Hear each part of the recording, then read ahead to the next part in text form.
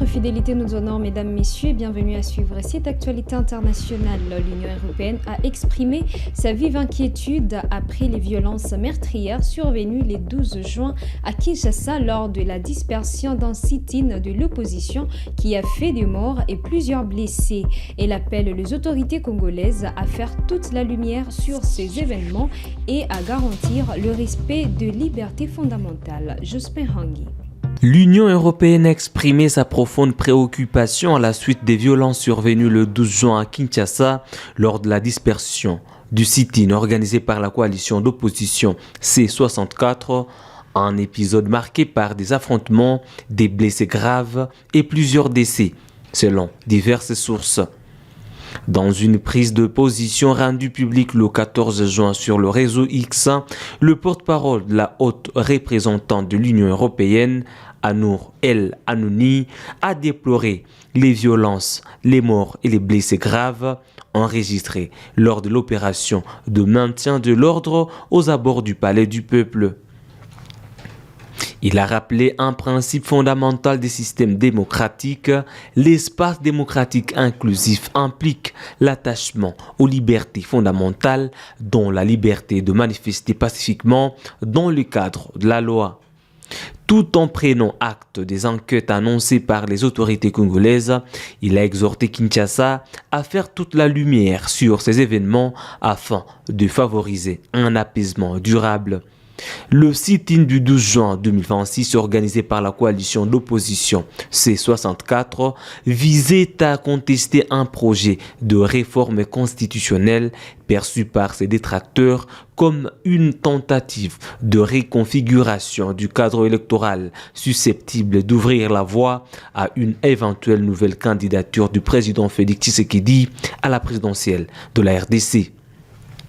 Selon plusieurs témoignages et déclarations politiques, les forces de sécurité ont procédé à une dispersion musclée des manifestants utilisant matraques, gaz lacrymogène et dans certains cas des tirs à balles réelles. Des affrontements ont également opposé manifestants et groupes pro-gouvernementaux dans une atmosphère de fortes tensions. Plusieurs figures de l'opposition ont été directement affectées par ces violences, notamment les opposants Martin Fayulu et Dédicé Sanga, ce dernier ayant été blessé par balle à la jambe lors de heurts. Ces événements ont rapidement suscité des réactions au-delà des frontières congolaises. Parmi elles, celle du ministre belge des Affaires étrangères Maxime Prévost qui a dénoncé des débordements violents et un usage excessif de la force tout en saluant l'ouverture d'une enquête annoncée par les autorités congolaises. Dans sa déclaration, l'Union européenne soutient les démarches d'enquête engagées par Kinshasa. Elle a insisté sur la nécessité de faire la lumière sur l'ensemble des responsabilités d'où qu'elles proviennent. Dans un entretien accordé à France 24 et RFI, le président de l'Assemblée nationale du Sénégal, Ousmane Sonko, affirme qu'il n'existe aucun chèque à blanc au président et au gouvernement. Il a déclaré que les divergences politiques avec le président Bassirou Diomaye Faye ne doivent pas diviser le pays. Il précise que l'Assemblée nationale au Sénégal exercera son rôle de contrôle du gouvernement sans bloquer l'action de l'exécutif. Pas dans des positions dans l'absolu figé.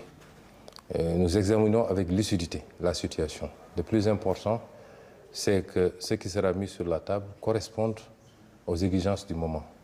Une restructuration sauvage, nous n'en avons pas voulu en tant que Premier ministre. Je m'en suis opposé durant tout le temps que j'ai été Premier ministre, considérant que les conditions n'étaient même pas réunies, puisque le pays n'était pas à défaut, parvenait à respecter ses engagements. Nos indicateurs étaient relativement corrects, nos perspectives de croissance également. C'est là où on a besoin de FMI. Les FMI, on en a besoin quand on est dans ces situations-là. Et nous pensions qu'il y avait possibilité d'avoir un accord en ce moment avec le FMI qui semble apparemment à d'autres préoccupations que celle d'encadrer et d'aider un pays qui est dans cette situation dont nous ne sommes pas responsables, nous. Nous acceptons maintenant que l'État, c'est la continuité. Partant, je considère aujourd'hui que nous pouvons apprécier au fur et à mesure les développements. Entre-temps, il y a eu la crise dans le Golfe qui est venue s'ajouter à la crise de la dette que nous connaissions déjà. En tant que Premier ministre sortant, je sais que nous vivons une tension assez particulière. Nous apprécierons, comme je l'ai dit dans l'absolu, nous ne sommes pas là pour faire de l'entrave, mais si une solution devait être prise qui ne va pas dans le sens de l'intérêt du Sénégal, qui sacrifie nos options de changement systémique et structurel à l'autel de ratios à court terme, nous ne l'accepterons pas et ce qui relève du pouvoir de l'Assemblée nationale, nous l'utiliserons pour dire non. Le Premier ministre pakistanais a annoncé dimanche soir un accord entre les États-Unis et l'Iran. Donald Trump a indiqué que le détroit Hormuz sera réouvert dès la signature prévue le 19 juin. C'est une annonce très attendue. Après plusieurs jours de tergiversation sur la conclusion d'un accord entre les États-Unis et l'Iran, le dénouement est donné officiellement sur X par le médiateur clé pakistanais. À la suite d'intenses négociations, nous sommes heureux d'annoncer la conclusion d'un accord de paix entre les États-Unis d'Amérique et la République islamique d'Iran. Les deux parties ont déclaré la cessation immédiate et définitive des opérations militaires sur tous les fronts, y compris au Liban. La cérémonie de signature officielle aura lieu le vendredi 19 juin en Suisse. Sur son réseau social Truth Social, Donald Trump annonce la réouverture du détroit d'Ormuz après la signature de l'accord vendredi prochain. L'accord avec la République islamique d'Iran est désormais finalisé. Félicitations à tous. J'autorise par la présente l'ouverture sans péage du détroit d'Ormuz et simultanément la levée immédiate du blocus naval des États-Unis. Navires du monde entier, mettez vos moteurs en marche, que le pétrole coule à flot. De son côté, l'Iran confirme que cet accord met fin immédiatement à la guerre, mais apporte une nuance. Des pourparlers pour un texte final devraient encore avoir lieu dans les 2 prochains mois. Il a été conclu malgré notre totale méfiance envers nos ennemis.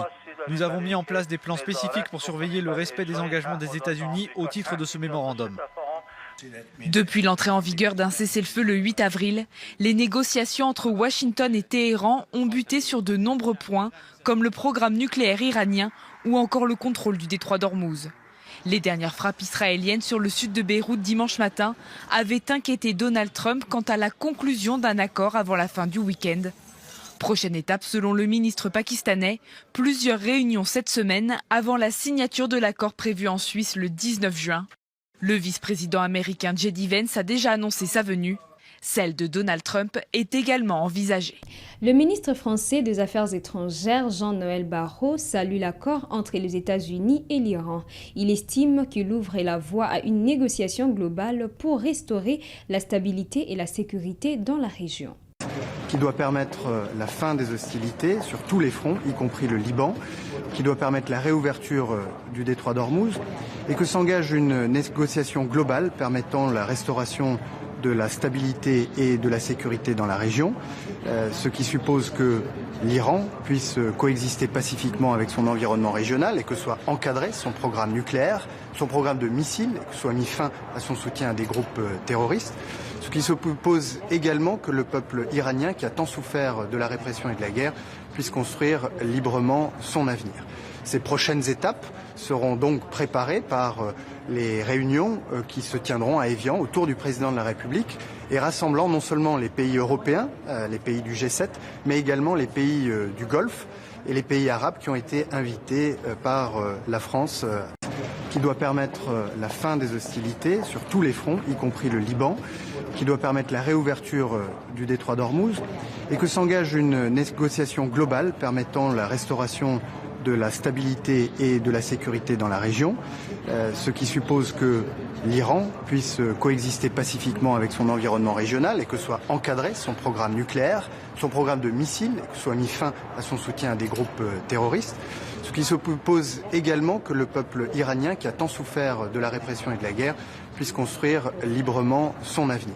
Ces prochaines étapes seront donc préparées par les réunions qui se tiendront à Évian autour du président de la République et rassemblant non seulement les pays européens, les pays du G7, mais également les pays du Golfe et les pays arabes qui ont été invités par la France à cette occasion. C'est tout pour cette actualité internationale de ce 15 juin 2026 sur Kivu Morning Post. Merci à vous de nous avoir suivis du début à la fin. On se fixe rendez-vous pour des prochaines actualités.